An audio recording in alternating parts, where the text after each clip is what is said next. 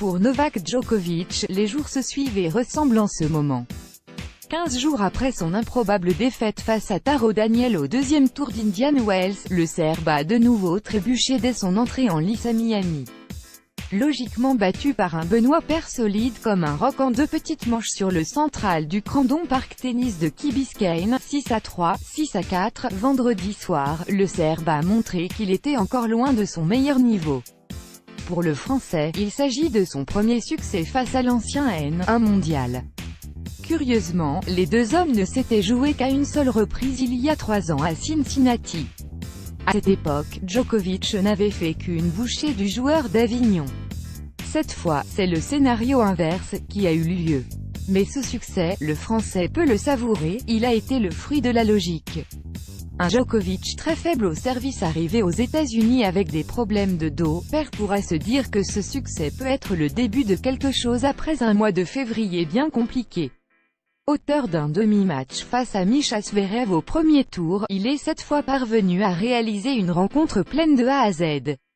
Excellente au service tout au long du match 9s, 67% de première, il a pu s'appuyer sur un secteur fort pour construire son succès. Son autre arme a été de ne pas s'impatienter lors des quelques longs échanges disputés face au 12e joueur mondial. Son habileté à casser le rythme a été précieuse également. Bref, un Benoît Paire cadré et régulier, ça fait d'excellentes choses. S'il faut mettre en avant le bon match joué par Paire, qui n'a connu qu'un seul passage à vide en se faisant des breakers à 4-2 dans le deuxième set, il est impossible de ne pas associer ce succès au niveau moyen affiché par Djokovic.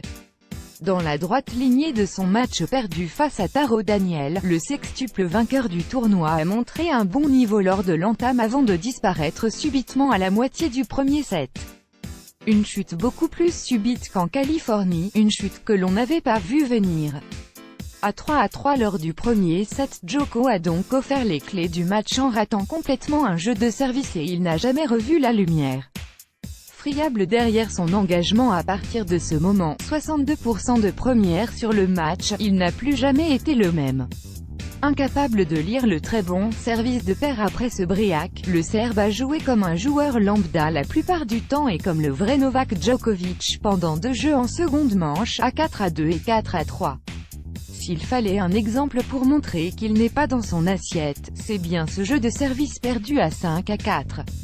Alors qu'il servait pour recoller à 5-5, le Serbe a offert 4 cadeaux à Paire et le match sur un plateau. Impossible de penser que l'ancien maître du circuit ATP aurait pu vivre un tel moment d'impuissance il y a encore quelques mois.